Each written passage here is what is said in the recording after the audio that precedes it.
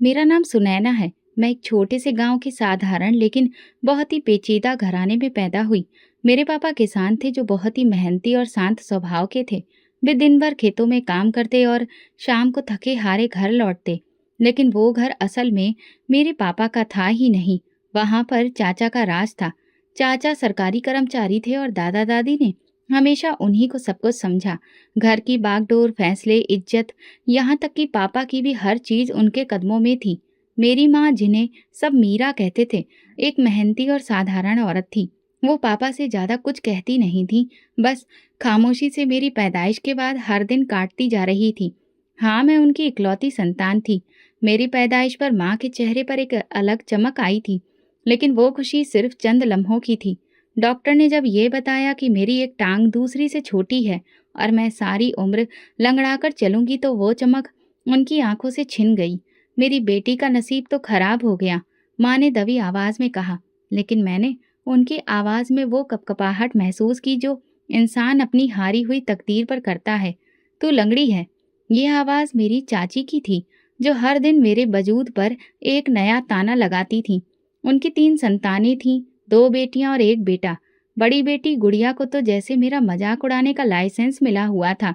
जब भी मैं आंगन में खेलती, वो अपनी किताबें बंद कर हंसती। माँ, देखो लंगड़ी नाच रही है।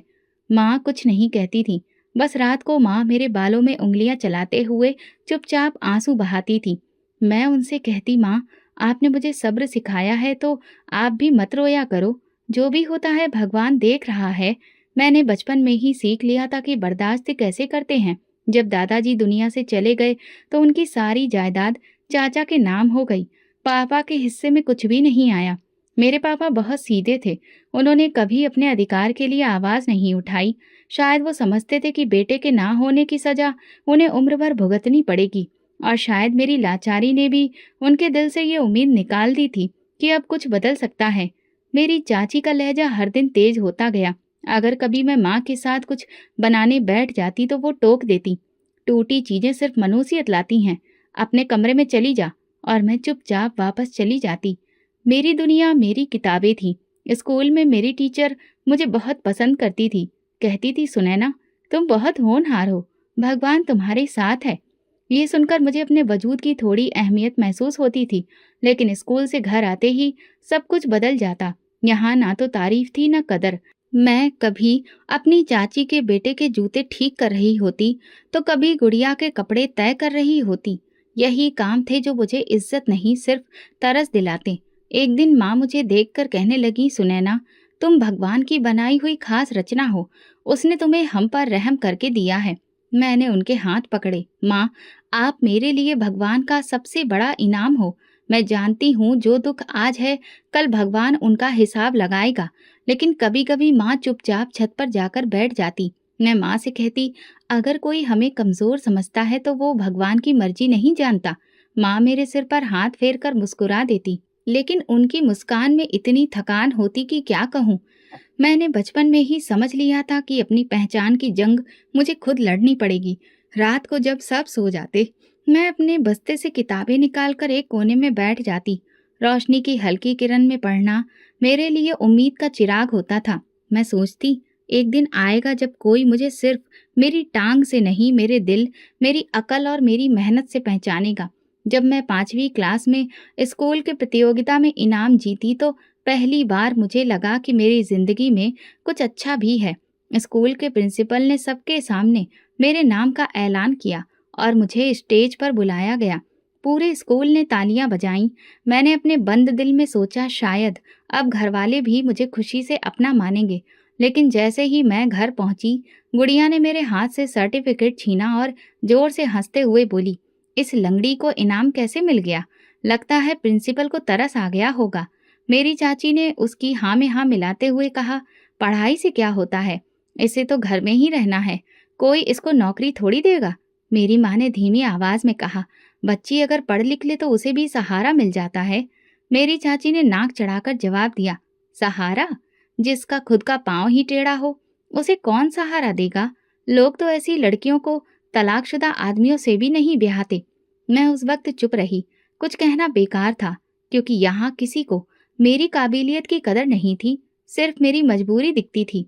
एक दिन मेरी चाची माँ से कहने लगी, अब ज्यादा सोचने का वक्त नहीं है, सुनैना के लिए कोई बंदोबस्त करो, अभी उम्र कम है, शायद कोई विधवा या तलाकशुदा इंसान मिल जाए, बाद में तो ये अपनी दहलीज पर ही बैठी रह जाएगी।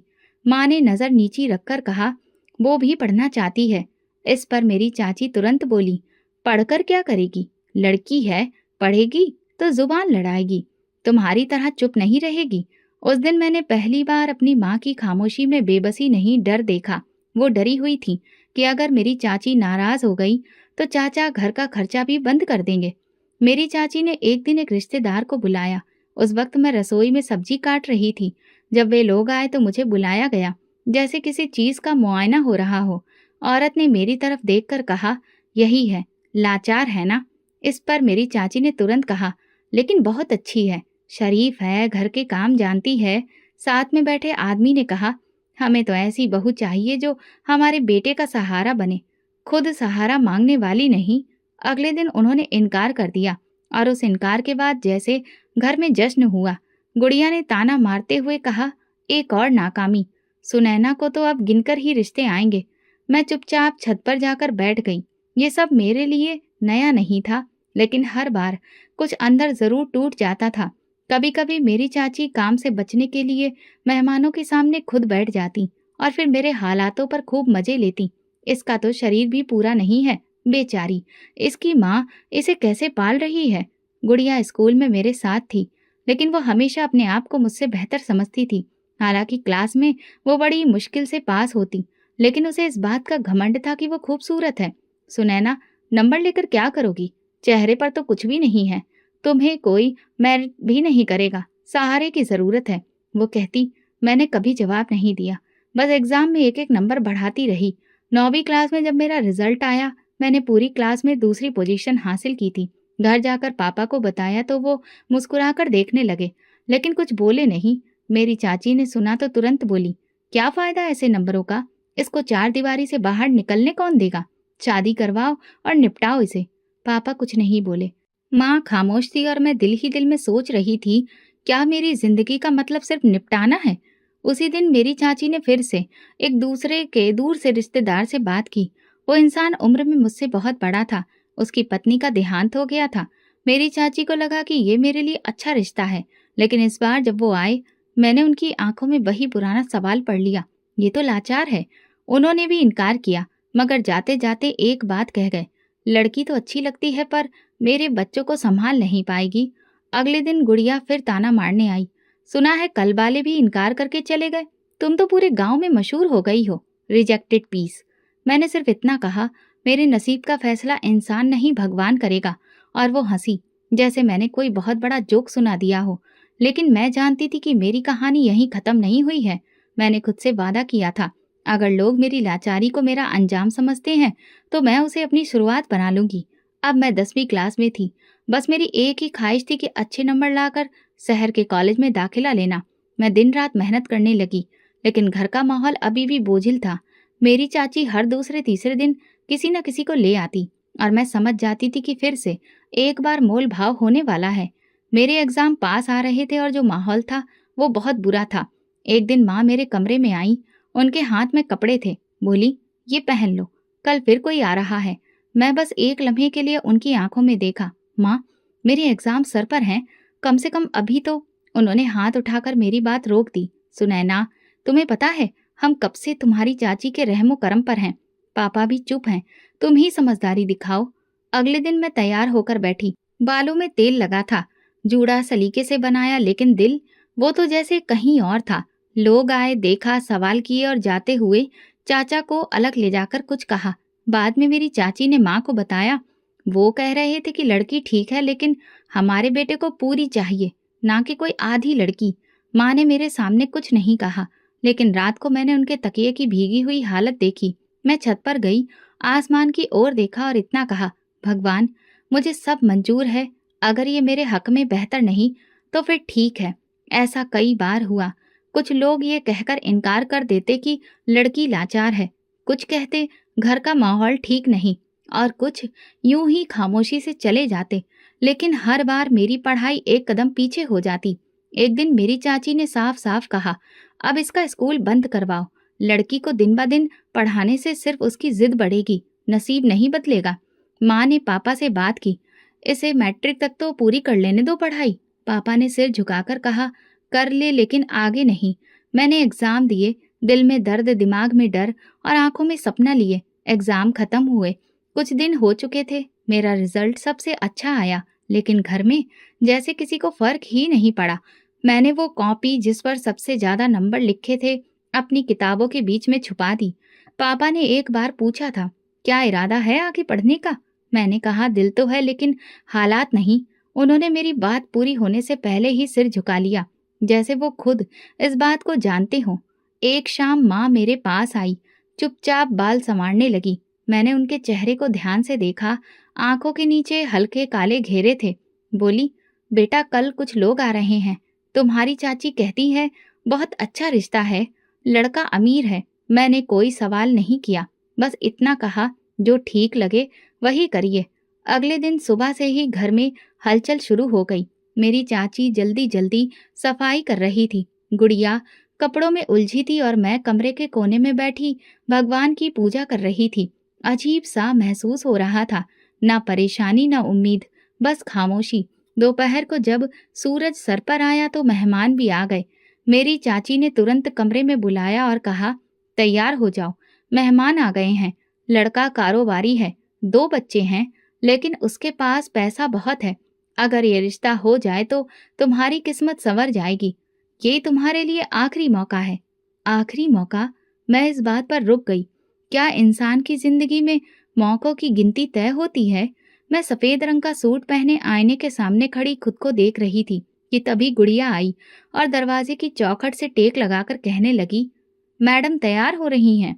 उम्मीद है इस बार भी वापसी का टिकट मिलेगा, लेकिन खैर, किस्मत तुम्हारी है, शायद इस बार कोई तरस खा ले। मैंने उसकी तरफ देखा और कहा, मैं खुद पर तरस नहीं खाती, क्योंकि मुझे मेरे भगवान पर भरोसा है। नीचे जाकर बैठी तो पहली नजर उस औरत पर पड़ी जो लड़के की माँ लग रही थी। उसकी नजरें मेरे पैरों पर थम गईं। लड़का चुपचाप बैठा रहा। मेरी चाची उनके सामने मेरी तारीफों के पुल बांधती रही।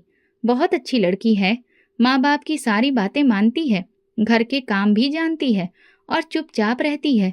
औरत ने सवाल किया, लड़की को कामकाज में कोई दिक्कत तो नहीं? बच्चों को संभाल लेगी? चाची तुरंत बोली, नहीं बिल्कुल नहीं, ये तो सब कुछ सीख चुकी है।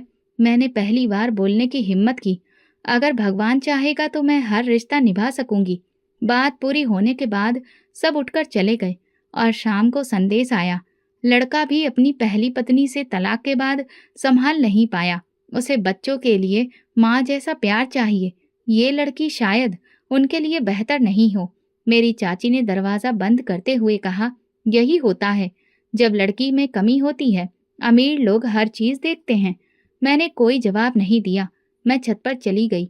नीचे से आई आवाज में अब शोर नहीं था, बस एक खामोशी थी। अगले दिन गुड़िया ने नाश्ता करते हुए अपनी माँ से कहा, अब सुनैना के लिए तो शहर के बाहर का ही कोई रिश्ता ढूंढना पड़ेगा। यहाँ के लोग तो उसे जान चुके हैं। उन्होंने सर हिलाया। अब देखना होगा कहाँ से कोई तैयार होता है, और अगर ऐसा नहीं हुआ तो बस फिर किसी आश्रम में बिठा दो, अपनी उम्र वहीं गुजार देगी। मैं बर्तन मांजते हुए खुद से बोली, मेरे भगवान ने जो मेरे लिए लिखा है वो मेरे पास आएगा, ना एक दिन पहले ना एक दिन बाद। उसी दिन से मैंने ये तय कर लिया था कि मैं ना खुद को रोकूंगी ना किसी के तानों को दिल में बिठाऊंगी। मेरे रास्ते कठिन जरूर हैं, लेकिन वही रास्ते मंजिलों की पहचान करवाते हैं। कुछ दिन बाद जब मैं पुरानी किताबें साफ कर रही थी, उसमें एक विचार लिखा था, भगवान अगर नसीब में कोई दुख देता है तो उसे बर्दाश्त करने की ताकत भी देता है, और अगर वो आपको खुशी दे तो उसका शुक्रिया अदा करने की भी हिम्मत रखिए। मैंने वो बात अपनी कॉपी के पहले पन्ने पर लिख दी। शायद यही बात मेरी जिंदगी की सच्चाई बनने वाली थी।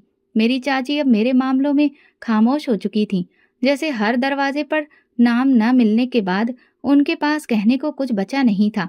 लेकिन घर में एक और कहानी खामोशी से चल रही थी, जिसका मुझे तब पता चला जब मैं एक दिन पानी लेने किचन की तरफ गई। किचन के बगल में बने कमरे से गुड़िया की आवाज आ रही थी। वो फोन पर बात कर रही थी। मैं रुक गई। रजत, तुम्हें अंदाजा भी है कि मैं तुम्हारे बिना नहीं रह सकती? तुम कब अपनी माँ को भेजोगे? उसकी आवाज में घबराहट थी। मैंने माँ को मना लिया है। अब सिर्फ तुम्हारी तरफ से कदम उठाना बाकी है। मैं चुपचाप वापस पलट गई। एक पल को हैरान हुई कि जो लड़की दूसरों के रिश्तों का मजाक उड़ाती थी, वो खुद किसी मोहब्बत में गिरफ्तार हो चुकी है और इतनी गहराई से कि माँ तक को मनाने में कामयाब हो गई है। 2 दिन बाद मेरी माँ ने बताया, गुड़िया का रिश्ता आया है। लड़का यूनिवर्सिटी में पढ़ता है। उसकी क्लासमेट है जिसका नाम रजत है। इससे मेरी चाची बहुत खुश थी। लड़का बहुत स्मार्ट है। उसकी माँ भी बहुत अच्छी औरत है। चाची ने माँ को बताया, बस लड़की की पर्सनैलिटी इतनी अच्छी है कि कोई भी उसे बहुत अमीर समझेगा। गुड़िया ने खुद कहा है कि उसके पास बहुत पैसा है, गाड़ी है, महंगे कपड़े हैं, ब्रांडेड जूते, सब कुछ है उसके पास। कुछ दिन बाद रजत अपनी माँ के साथ आया। मैं पर्दे के पीछे से उसे देख रही थी। साधारण से कपड़ों में था, लेकिन उसके अंदाज में गरिमा और तमीज थी।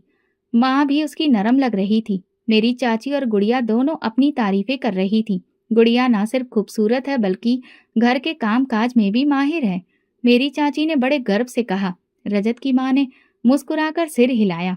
हमें गुड़िया पसंद है। रजत ने भी यही कहा था। बात कुछ आगे बढ़ी तो मेरी चाची ने एक दिन पापा और चाचा को बिठाकर कहा, सुनैना के लिए कुछ नहीं हुआ, लेकिन गुड़िया का नसीब अच्छा है। हम चाहते हैं कि जल्दी शादी कर दें ताकि सब कुछ अच्छे तरीके से हो जाए। दोनों ने खामोशी से उनकी बात सुन ली। चाचा तो वैसे भी चाची के कहे अनुसार ही चलते थे। वो दिन कहती तो दिन होता, रात कहती तो रात। लेकिन मेरी माँ को परेशानी होने लगी। एक दिन उन्होंने मुझसे कहा, पता नहीं क्यों मुझे इस रिश्ते में जल्दबाजी महसूस हो रही है। मैंने कहा, माँ, आपने कभी किसी के मामले में दखल नहीं दिया, इस बार भी खामोश रहिए। हर किसी का नसीब उसका साथ देता है या नहीं, ये वक्त बताता है। मेरी चाची हर दिन शादी की तैयारियों में लगी थी। गुड़िया महंगे कपड़े, जूते और जेवर देखकर खुश होती, गर्व से कहती, सुनैना को भी दिखा दो, कम से कम शादी की तैयारी की खुशबू तो महसूस कर लेगी। रजत के आने जाने का सिलसिला बढ़ गया। वो हर हफ्ते अपनी माँ के साथ आता, खामोशी से बैठता, सुनता और चला जाता। मेरी चाची उसकी कुछ बातों पर आपत्ति जताने लगी थी, लेकिन गुड़िया ने उन्हें तसल्ली दी। माँ, आपको क्या लगता है जिसके पास सब कुछ होता है वो जरूरत से ज्यादा बोलता है? नहीं, वो बस अपने कामों से खुद को जाहिर करता है। एक दिन चाची ने माँ से कहा, सोचा है शादी से पहले रजत के घर चलें, कम से कम लड़की का भविष्य कैसा है देख लें। लेकिन वे लोग कहते हैं कि अभी घर में मरम्मत का काम हो रहा है, इसलिए बाद में आ जाना। माँ ने कोई सवाल नहीं किया, लेकिन मुझे महसूस हुआ कि बातों में कुछ झोल है। मैंने गुड़िया को दोबारा फोन पर बात करते हुए सुना, रजत, तुमने वादा किया था कि शादी के बाद मुझे सब कुछ दोगे। अमीर लोग अपनी चीजें छुपाते नहीं, दिखाते हैं। मैंने उस दिन खुद से एक बात कही, जो चीज ज्यादा चमकती है जरूरी नहीं कि वो सोना ही हो। मेरी चाची ने मेहंदी के कपड़े देखने के लिए मुझे भी साथ चलने को कहा। मैं उनके साथ गई। दुकान पर खड़े होकर गुड़िया ने कहा, सुनैना, ये वाले कपड़े तुम पर अच्छे नहीं लगेंगे क्योंकि तुम्हारी चाल इनके साथ नहीं चलेगी। तुम बस अपने सीधे साधे कपड़ों में ही अच्छी लगती हो। मैंने नजर झुकाते हुए कहा, कपड़े इंसान की किस्मत नहीं बदलते, नीयत बदलती है। और वो हंसी, जैसे कोई मजाक सुना हो। वापस आकर मैंने खामोशी से भगवान के आगे हाथ जोड़ दिए, शायद कोई इशारा मिल जाए।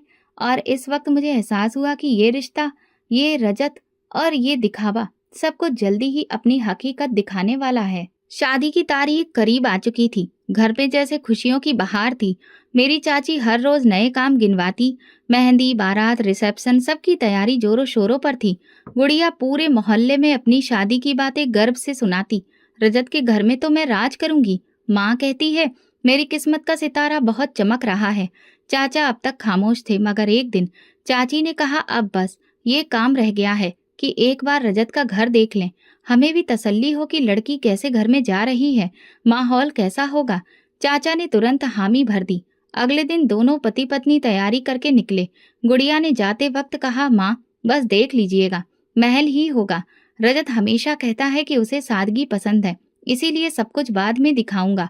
शाम के करीब वापसी हुई और मेरी चाची का चेहरा पीला पड़ा था। चाचा खामोश, जैसे उन्हें सांप सूंघ गया हो। माँ ने सवालिया निगाहों से देखा। क्या हुआ? चाची ने बैठते ही पानी मांगा और फिर कांपती आवाज में कहा, वो रजत तो एक झोपड़ी में रहता है, कच्ची दीवारें, टपकती छत और एक कमरे का मकान। गुड़िया कमरे से निकली। क्या मतलब? आपने गलत देख लिया होगा। मेरी चाची ने गुस्से से कहा, मैं अंधी नहीं हूँ, तुमने हमें धोखा दिया है। तुमने कहा था वो बहुत अमीर है, उनके पास तो अपनी गाड़ी भी नहीं है। गुड़िया भागकर कमरे में गई और फिर कॉल करने लगी। मोबाइल बंद था। इधर चाची बड़बड़ाती रही, हमने अपनी बेटी को उन्हें क्या समझकर देने का फैसला किया था, वो तो खुद ही मोहताज हैं। अगले दिन शादी थी, लेकिन रजत की तरफ से कोई जवाब नहीं आया, ना फोन ना कोई मेहमान। माँ परेशान थी। मेरे चाचा और चाची बहुत फिक्रमंद थे। वे लोग गुड़िया पर गुस्सा निकाल रहे थे। दिन ढल रहा था कि अचानक 4 लोग दरवाजे पर आए। रजत, उसकी माँ और कुछ जान पहचान वाले। साथ में छोटा सा बैंड भी था और शादी कराने वाले पंडित जी भी। मेरी चाची ने कमर पर हाथ रखकर कहा, ये कैसा मजाक है? हमने तुम्हें क्या समझा और तुम क्या निकले? तुम तो मजाक बनाकर आ गए हो। रजत ने सर झुका लिया। मैं जैसा हूँ वैसा ही आया हूँ। गुड़िया, जो कि अब तक तैयार भी नहीं हुई थी, बाहर आई। उसने रजत को देखते ही कहा, तुम सब कुछ झूठ बोलते रहे। तुम एक झोपड़ी में रहते हो। तुमने हमें धोखा दिया। मैं तो तुम्हें अमीर समझकर शादी करने को तैयार हुई थी। रजत खामोश खड़ा रहा। गुड़िया चिल्लाने लगी, मैं तुम जैसे भिखारी के साथ शादी नहीं कर सकती। वापस चले जाओ अपनी बारात लेकर। रजत की माँ ने हाथ जोड़कर कहा, बेटी, बारात वापस नहीं जाती। हमारे परिवार में ये परंपरा नहीं है। ये हमारी इज्जत का सवाल है। मेरी चाची ने मुंह मोड़ लिया। हमारी बेटी ऐसे हालात वालों को बिल्कुल नहीं देंगे। खामोशी के बीच गुड़िया ने एक जहरीली बात कही, एक काम कर सकते हो, अगर शादी करनी ही है तो इस लंगड़ी सुनैना से कर लो। वैसे भी वो तुम्हारे जैसी हालत की है और इसे कोई अच्छा मिलने वाला भी नहीं। जैसे बिजली गिर गई हो, सब चौंक गए। माँ की आंखें नम हो गईं। मैं दरवाजे की चौखट पर खड़ी थी, सब कुछ सुन रही थी। रजत ने मेरी तरफ देखा, फिर चाची और चाचा की तरफ। अगर आप लोग इजाजत दे तो मैं सच में सुनैना से शादी करना चाहता हूँ। मेरी चाची की आंखें फैल गईं। क्या तुम पागल हो गए हो? रजत की माँ ने धीरे से कहा, हाँ, हमें सुनैना पसंद है। हमें इज्जत की जरूरत है और सुनैना में वो सब है। पापा आगे बढ़े, अगर सुनैना तैयार है तो फिर हम भी तैयार हैं। सबकी नजरें मुझ पर थीं। मैंने दिल से एक बार फिर भगवान का नाम लिया। शायद ये मेरे लिए बेहतर था और मैं खामोशी से सर हिला दिया। रजत मुस्कुरा दिया और पंडित जी ने शादी शुरू की। मंत्र पढ़े जा रहे थे और मैं एक एक करके सारे रस्मों रिवाज निभा रही थी। उस लम्हे मुझे महसूस हुआ कि मेरे लिए जो रिश्ते आए उन सबका इनकार, हर ताना और हर आंसू मुझे यहाँ तक लाने का जरिया थे। शादी के बाद मेरे पापा ने मेरे सिर पर हाथ रखा। सुनैना बेटी, तुम्हें भगवान के फैसले पर यकीन करना होगा। एक दिन वही तुम्हारा गर्व बन जाएगा। मैंने उनके हाथ अपने गाल से लगाए। माँ ने चुपके से मेरे कान में कहा, भगवान ने तुम्हें वो इज्जत दी है जो हम चाहते हुए भी नहीं दे पाए। बारात रवाना हुई। सबकी नजरें आपस में एक दूसरे से टकरा रही थी। गुड़िया, जो अभी भी दरवाजे के पास खड़ी थी, नजरें चुरा रही थी। मेरी चाची बार बार चाचा को बोल रही थी, जैसे हर इल्जाम उन्हीं पर डाल रही हो। मगर अब सब बेकार था।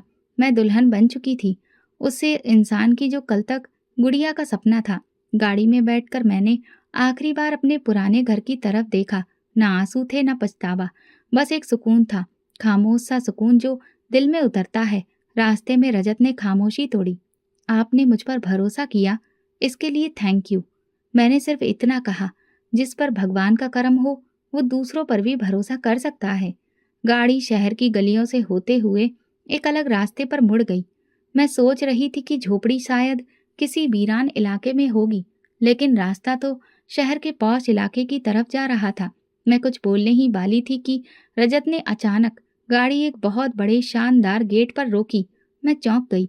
रजत मुस्कुराया, हाँ, हम पहुंच गए। दरवाजा खुला, गाड़ी अंदर गई और मेरे सामने एक शानदार आलीशान हवेली खड़ी थी। बड़े बड़े पिलर, बहुत अच्छे से तराशी हुई खिड़कियां और बाहर का लॉन जैसे किसी फिल्म का नजारा हो। मैं हक्का बक्का रह गई।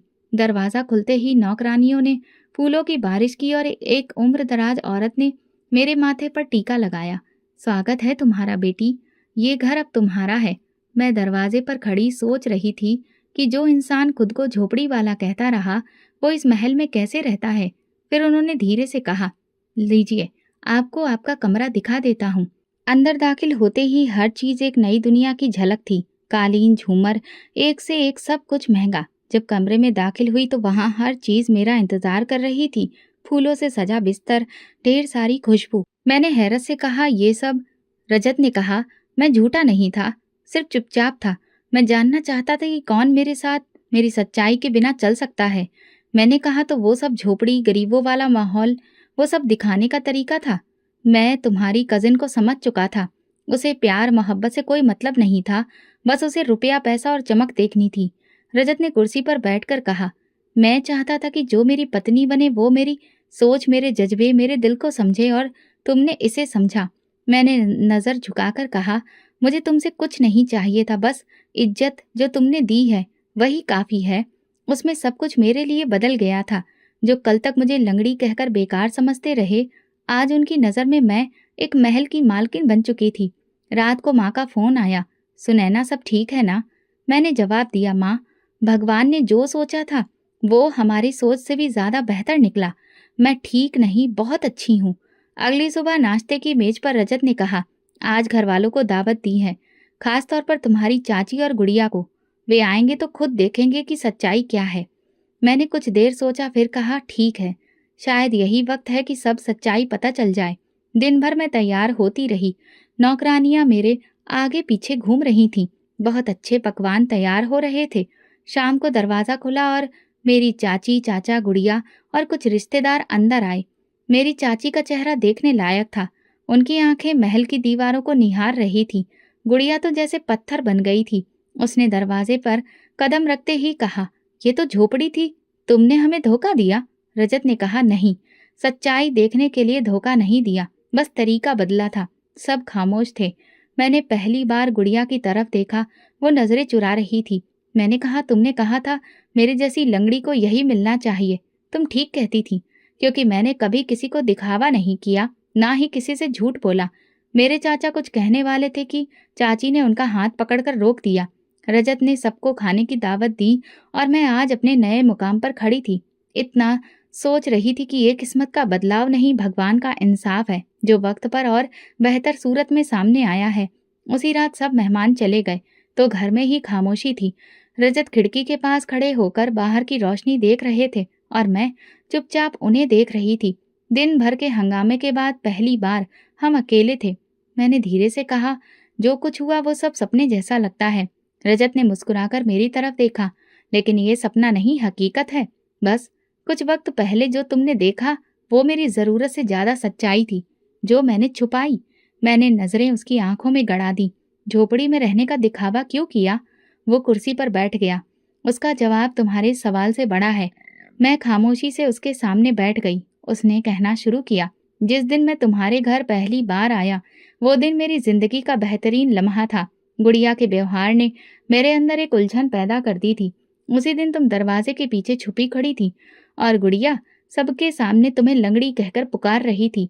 मैं हैरान था कि वो किसी इंसान को इस तरह बेइज्जती का निशाना कैसे बना सकती है। मैंने कहा, वो तो बरसों से ऐसे ही करती है, मेरे लिए कोई नई बात नहीं थी। रजत ने मेरी बात पर सिर हिलाया, लेकिन मेरे लिए तो नई थी। मैंने सोचा, जो इंसान दूसरे इंसान की इज्जत नहीं कर सकता वो कभी रिश्ता नहीं निभा सकता, फिर वो चाहे कितना भी खूबसूरत क्यों ना हो। उसी दिन मैंने फैसला किया कि गुड़िया से कोई वादा नहीं करूंगा, लेकिन मैंने ये तय किया कि अगर मैं इनकार करूं तो उसे झूठा लगेगा। इसलिए मैंने उसे अपनी सादगी दिखाई। मैं चाहता था कि अगर उसके प्यार में सच्चाई है तो वो किसी भी हाल में मेरा साथ देगी, और वरना वो खुद ब खुद पीछे हट जाएगी और फिर मुझे कामयाबी मिलेगी। मैंने पूछा, लेकिन आपने मेरे साथ शादी क्यों की? सिर्फ गुड़िया से बदला लेने के लिए? रजत ने इनकार किया, नहीं, बिल्कुल नहीं। तुम्हारे साथ शादी मेरा फैसला नहीं, मेरी खुशकिस्मती थी। मैं तुम्हें पहली बार देखकर ही समझ गया था कि तुम किसी और के जैसी नहीं हो। तुम्हारी खामोशी में ताकत है, तुम्हारा सब्र तुम्हारी खूबसूरती से कहीं ज्यादा कीमती है। मैंने कहा, मैं तो खुद को कभी खास समझती नहीं थी। उन्होंने कहा, लेकिन मैं तो समझता था। मैं जानता था कि तुम वही इंसान हो जिसके साथ जिंदगी बिताई जा सकती है, इज्जत और सुकून के साथ। मैंने कहा, आपकी माँ ने कोई ऐतराज नहीं किया। शुरू में उन्हें हिचक थी। उन्होंने कहा, लेकिन जब मैंने सच बताया कि तुम मेरी पसंद हो, इसलिए नहीं कि तुम गुड़िया की कजिन हो, बल्कि इसलिए कि तुम एक अच्छी इंसान हो, तो वो निश्चिंत हो गईं। मैंने कहा, ये सब सुनकर ऐसा लगता है जैसे मेरी हर परीक्षा, हर आंसू किसी न किसी मकसद के तहत थे। बिल्कुल था, रजत ने कहा। हर दुख जो तुमने सहा, उसने तुम्हें वो बनाया है जो तुम आज हो, और यही तुम्हारी सबसे बड़ी कामयाबी है। मैंने पूछा, और तुमने ये सब गुड़िया को क्यों नहीं बताया? क्योंकि अगर मैं बता देता तो वो खुद को बेचारी साबित करती और लोगों को लगता कि मैं उसके साथ धोखा कर रहा हूँ। मैं चाहता था कि वो खुद अपनी गलती को पहचाने। वक्त के साथ उसे एहसास हो जाएगा कि इंसानियत क्या होती है। मैंने सोचा, कितना अजीब है ना, जो लोग दूसरों को बेकार समझते हैं वो अक्सर अपने गुरूर के बोझ तले दब जाते हैं, और जो खुद को कमतर समझते हैं उनके लिए भगवान बेहतर फैसला करता है। रजत ने मेरी तरफ हाथ बढ़ाया। ये जिंदगी हम दोनों की है।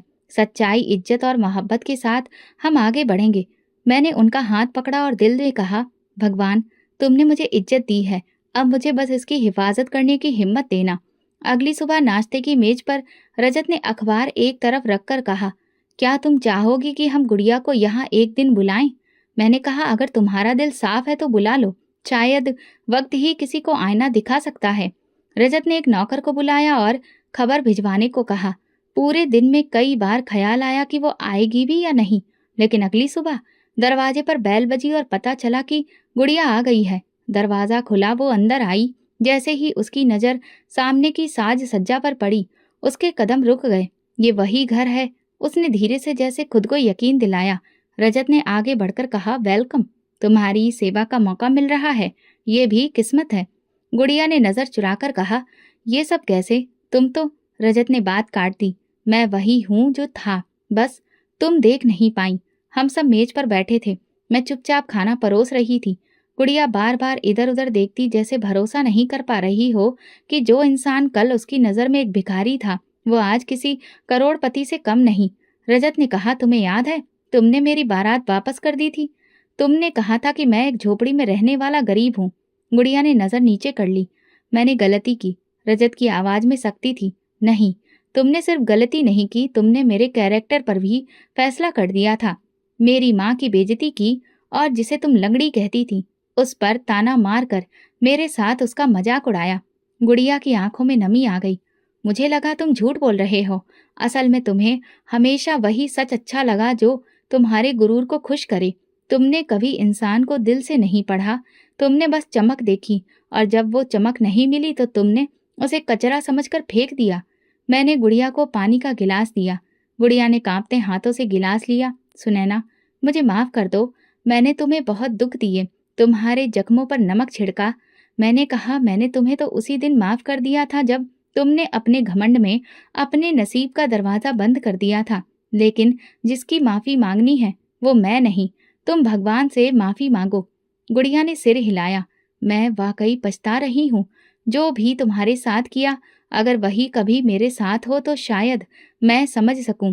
मैंने कहा, एहसास जब आ जाए तो बस इतना काफी होता है। बद्दुआ देना मेरी फितरत नहीं। भगवान ने जो दिया है वो बदले से नहीं, मेरे सब्र का इनाम था। रजत ने कहा, आज तुम यहाँ हो तो सिर्फ इसलिए कि तुम देख सको कि तुम्हारा घमंड कैसे टूटा है। हमने तुम्हें बुलाया ताकि तुम जान सको, इंसान को परखने के लिए ना तो चाल बड़ी चाहिए होती है, ना पैसा, बल्कि दिल की नरमी और नजर की गहराई होती है। गुड़िया के पास शब्द नहीं थे। कुछ देर बाद वो उठकर दरवाजे की तरफ गई। जाते जाते पलटी और कहा, सुनैना, तुम्हारी जगह मैं होती तो शायद बद्दुआ देती, लेकिन तुमने जो कहा वो दिल को लगा। मैं सच में भगवान से माफी मांगूंगी। उसके जाने के बाद मैं रजत की तरफ देख रही थी। मुझे वो दिन याद आ गया जिसका सपना मैंने नहीं देखा था, लेकिन वो मेरे नसीब में लिख दिया गया था। रजत ने मेरा हाथ थामा। उस दिन तुमने जो फैसला किया वही आज हमारी इज्जत का मुकाम बन गया है। कभी कभी जिंदगी तुम्हें आजमाइशों में डालती है, सिर्फ इसलिए कि तुम अपनी असलियत पहचान सको। धीरे धीरे महीने गुजर गए थे। एक दिन माँ का फोन आया। आवाज में हिचकी और चाहत थी। बेटा, तुमसे एक बात कहनी है। गुड़िया की कल शादी हो रही है। लड़का बहुत अमीर है, बड़े कारोबारी खानदान से रिश्ता है। मैं चुपचाप सुनती रही। माँ ने धीरे से कहा, तुम्हें बुला तो नहीं रही, लेकिन हम सब जाएंगे। तुम्हारी चाची ने खास हिदायत दी है कि तुम्हें दावत ना दी जाए। मैंने कहा, माँ, मुझे जाने की जरूरत महसूस भी नहीं हो रही। मेरे दिल में किसी के लिए कोई शिकायत नहीं, शादी हो गई, अखबारों में भी खबर छपी। एक बहुत बड़े अमीर परिवार के बेटे की शादी बहुत जोर शोर से हुई। सोशल मीडिया पर तस्वीरें वायरल हुई। तस्वीर में गुड़िया एक बार फिर सपनों में खोई हुई लग रही थी। 2 महीने बाद एक दिन दरवाजे पर दस्तक हुई। दरवाजा खोला तो मेरी चाची और गुड़िया खड़ी थी। मेरी चाची का चेहरा मुरझाया हुआ था और गुड़िया, वो पहले जैसी गुड़िया नहीं रही थी। मैंने दरवाजे से हटकर रास्ता दिया, अंदर आईं। वे खामोश थीं। पानी का गिलास मांगा। क्या हुआ? मैंने चाची से पूछा। उन्होंने तलाक दे दिया, चाची ने कहा। मैंने कोई हैरत नहीं दिखाई। क्यों? गुड़िया ने रोते हुए कहा। उसकी ये तीसरी शादी थी। कहने लगा, जब मेरा दिल भर जाता है तो ऐसे ही रिश्ता खत्म कर देता हूँ। वो बाहर औरतों के साथ रहता था और कहता कि तुम मेरी खूबसूरत पत्नी हो, लेकिन मेरी आज़ादी की दुश्मन मत बनो। मैंने कहा, तो फिर अब तुम यहाँ क्यों आई हो? गुड़िया ने मेरा हाथ पकड़ा। मैं जानती हूँ कि तुमने मुझे बद्दुआ दी होगी। मेरी हालत देखो, मेरे साथ वही सब कुछ हो रहा है जो मैंने तुम्हारे साथ किया। मैंने हाथ छुड़ाकर कहा, मैंने तुम्हें कभी बद्दुआ नहीं दी गुड़िया। मैंने तो कभी तुम्हारे लिए कुछ बुरा भी नहीं चाहा, लेकिन हाँ, तुम्हारा घमंड जरूर तोड़ दिया गया है। गुड़िया का सिर झुक गया। फिर मेरे साथ ये सब क्यों हो रहा है?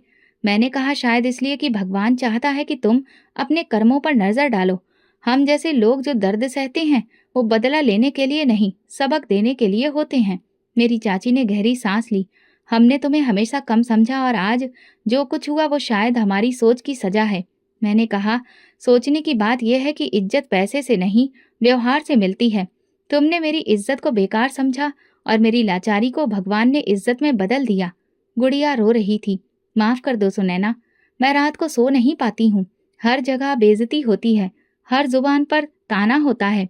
मैंने कहा, मैं उस दिन भी नहीं बोली थी जब तुमने मेरी मजबूरी को मेरा अंजाम बना दिया था, लेकिन मैं तुम्हें उसी दिन माफ कर चुकी थी जब तुम्हारे इनकार ने मुझे मेरे नसीब तक पहुंचा दिया। लेकिन एक बात याद रखो, माफी मांगनी है तो भगवान से मांगो, वही है जो सब बदल देता है, किस्मत भी। गुड़िया बोली, मुझे रास्ता दिखाओ सुनैना, मैं थक चुकी हूँ।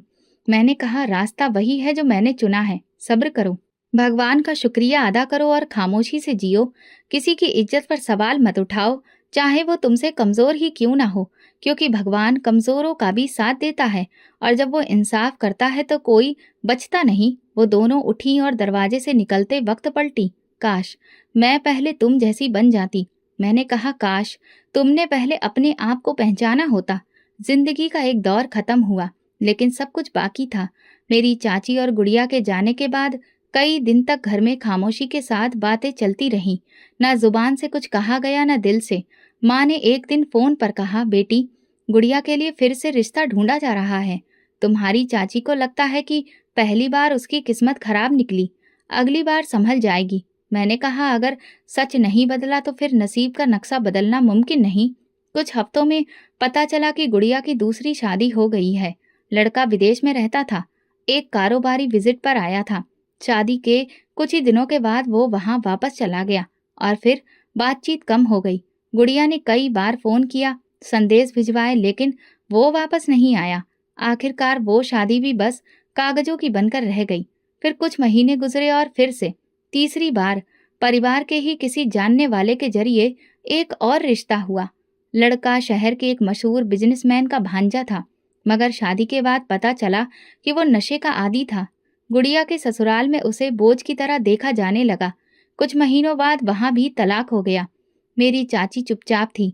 शोर मचाने वाली वो औरत जो कभी गुड़िया की खूबसूरती को ही उसकी सबसे बड़ी खूबी समझती थी, अब शांत हो गई थी। मोहल्ले की औरतें पीठ पीछे कहने लगी थी, शायद किसी की बद्दुआ लगी है। जिस लड़की को सबकी बेटियां जलन से देखती थीं, अब वो खुद तरस का निशान बन गई थी। रजत ने फिर एक दिन कहा, हम गुड़िया के लिए कुछ कर सकते हैं अगर तुम कहो। मैंने कहा, हम वही करेंगे जो एक इंसान दूसरे इंसान के लिए कर सकता है, लेकिन सिर्फ इसलिए नहीं कि वो हमारी जिंदगी की दुश्मन थी, बल्कि इसलिए कि अब वो सबक सीख चुकी है। हमने अपने जानने वालों से बात की। फिर एक दिन एक ऐसा रिश्ता सामने आया जो बहुत अच्छा था। लड़का सरकारी कर्मचारी था, लेकिन बड़ी बात यह थी कि एक ब्रेकडाउन के बाद वो लंगड़ा हो गया था। रजत ने मेरे सामने उसकी सारी बातें रखी। बताओ, तुम क्या कहती हो? मैंने कहा, यही इंसाफ है। जो किसी को सबक दे और उसे इज्जत के साथ जीने दे। हमने अपनी चाची से बात की। रजत ने बहुत संजीदगी से सारी बात रखी। एक रिश्ता आया है, लड़का अच्छा है, अच्छे चरित्र का है और गुड़िया के लिए बेहतर है। चाची ने सारी बातें सुनी, फिर पूछा, क्या वो? रजत ने धीरे से कहा, हाँ। वो एक टांग से लाचार है। कमरे में कुछ पल खामोशी छा गई। फिर मेरी चाची ने सर झुकाकर कहा, अगर वो गुड़िया को इज्जत दे सकता है तो हमें और कुछ नहीं चाहिए। रिश्ता तय हुआ। इस बार न कोई शोर, न लंबी तैयारी, बस एक साधारण सी शादी। गुड़िया लाल लहंगे में थी, लेकिन उसके चेहरे पर वो गर्व नहीं था जो पहले हुआ करता था, बल्कि एक नमी और गंभीर सुकून था। मैं उसकी विदाई के वक्त पास गई। गुड़िया ने मेरी तरफ देखा और धीरे से कहा, सुनैना, मैं डरी हुई थी कि अगर ये रिश्ता भी नहीं चला तो मैं टूट जाऊंगी। मैंने उसका हाथ पकड़ा। जो दिल से रिश्ता निभाता है वो कमियों को नहीं देखता। तुमने सब कुछ खोकर सीखा है, अब तुम्हें वो मिलेगा जिसकी तुम्हें हमेशा जरूरत थी, इज्जत। उसका पति समीर एक साधारण मिजाज का इंसान था। वो कम बोलता था, ज्यादा सुनता था। मैंने पहली बार देखा कि गुड़िया किसी की बात सुनकर सिर हिलाती है, बिना कोई बहस के, बिना किसी तकरार के। कुछ महीने बाद गुड़िया मेरे घर आई। अब वो हर वक्त शांत थी। सुनैना, तुमने सच कहा था, बद्दुआ देने की जरूरत नहीं होती, भगवान खुद इंसाफ करता है। मुझे अब एहसास है कि जिसे मैं लंगड़ा कहती थी वो कोई कमी नहीं, एक परीक्षा है, और जो परीक्षा में सब्र करे वही असल में इंसान कहलाने लायक है। मैंने मुस्कुराकर कहा, अब तुम्हारा पति तुम्हारी नजरों में लाचार नहीं होगा। उसने आंखों में नमी लिए जवाब दिया, नहीं, वो मेरे लिए वही है जो तुम्हारे लिए रजत था, तुम्हारे नसीब का इंसाफ। उसी दिन मुझे यकीन हो गया कि सब कुछ सबक ऐसे होते हैं जो शब्द नहीं, वक्त सिखाता है, और जब वो सबक जिंदगी में उतर जाएं तो इंसान का पूरा किरदार बदल जाता है। भगवान का इंसाफ खामोशी से होता है, लेकिन जब वो इंसाफ करता है तो सब कुछ बराबर कर देता है। जिंदगी की एक धारा पूरी हो चुकी थी। जो कहानी बरसों पहले मेरे पहले कदम से शुरू हुई थी, आज वही कहानी एक मुकाम पर आकर रुक गई। लेकिन रुकने का मतलब कभी अंत नहीं होता, कभी कभी ठहराव भी एक नई शुरुआत होती है। रजत आज भी सुबह सवेरे ऑफिस के लिए निकलते हैं और शाम को लौटते हैं। मेरे साथ चाय पीने का वक्त निकालते हैं। हम अक्सर घर के लॉन में बैठकर पुराने दिनों को याद करते हैं। एक दिन रजत ने पूछा, सुनैना, अगर तुम्हें वो सब कुछ दोबारा झेलना पड़े तो क्या तुम हिम्मत कर सकोगी? मैंने बिना सोचे जवाब दिया, अगर आखिर में तुम्हारे जैसा साथी मिले तो हाँ, हर बार। आज जब मैं आईने में खुद को देखती हूँ तो वो सुनैना नहीं दिखती जो गांव के कच्चे आंगन में चाची की आवाज से डर जाती थी। आज जो औरत सामने दिखती है, उसने हर ठोकर, हर जख्म, हर इनकार को अपनाया है और फिर भी खुद को संजोकर रखा है। फिर एक दिन गुड़िया समीर के साथ हमारे घर मिलने आई। मैंने कहा, तुम तो बहुत बदल गई हो और यही तुम्हारी सबसे बड़ी जीत है। उसने कहा, मुझे भगवान के फैसले पर शक नहीं होता। जो दुख तुम्हें मिले वही मेरे नसीब में लिखे गए, ताकि मैं वो बन सकूं जो कभी तुम्हें ताना देकर खुद को ऊंचा समझती थी।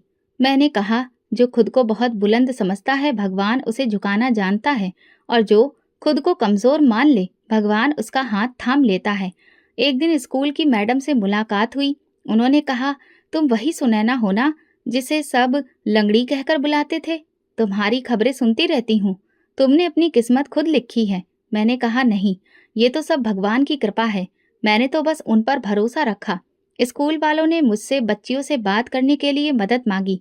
जब मैं उनके सामने खड़ी हुई तो कई बार कई आंखें मेरी टांग की तरफ देखने लगी, लेकिन अब उन नजरों में सब बदल चुका था। मैंने कहा, बच्चियों, अगर कभी तुम्हें किसी ने तुम्हारे शरीर, सूरत, हालात या घर की वजह से तोड़ने की कोशिश की हो तो रुक जाना। ना उनसे लड़ो, ना जवाब दो, बस चुपचाप भगवान से प्रार्थना करो, क्योंकि वही तुम्हारे सवालों का जवाब देगा। कमरे में खामोशी छा गई। किसी ने आंखों में आए आंसुओं को छुपाया। वापसी पर रजत ने कहा, आज तुमने वो बात कही जो शायद बहुत से दिलों में उम्मीद जगा देगी। मैंने कहा, जो मेरी जिंदगी ने मुझे सिखाया मैंने बस वही बताया। मेरे माँ बाप अब बहुत खुश थे और सुकून में भी। मेरी चाची भी कभी कभी मुझसे मिलने आती। अब वो मेरी तरफ नजरें झुकाकर बात करती। मैं हर बार उन्हें इज्जत से बैठाती, क्योंकि मैं जानती हूँ इंसान वो नहीं जो बदले, इंसान वो है जो माफ करके आगे बढ़ जाए। आज अगर कोई मुझसे मेरी कहानी पूछता है तो मैं बस इतना कहती हूँ, सब्र करो और बाकी सब भगवान पर छोड़ दो। मैं वो लड़की हूँ जिसे कभी लंगड़ी कहा जाता था, आज मेरे कदमों के नीचे ज़मीन है और सिर पर भगवान का आशीर्वाद। इस कहानी से हमें सबक मिलता है कि सब्र, शुक्र और सच्चाई इंसान को वहाँ पहुँचा देती है जहाँ गुरूर, दौलत और खूबसूरती भी नहीं पहुँचा सकती। भगवान के फैसले भले देर से आते हों, मगर हमेशा बेहतर होते हैं। तो दोस्तों, अगर आपको हमारी कहानी पसंद आई हो तो कमेंट करके ज़रूर बताएं। वीडियो को लाइक करें और ज़्यादा से ज़्यादा शेयर करें। अगर आप चैनल पर नए हैं तो सब्सक्राइब जरूर करें और नोटिफिकेशन बेल दबाएं ताकि अगली अपडेट सबसे पहले आपको मिले। धन्यवाद।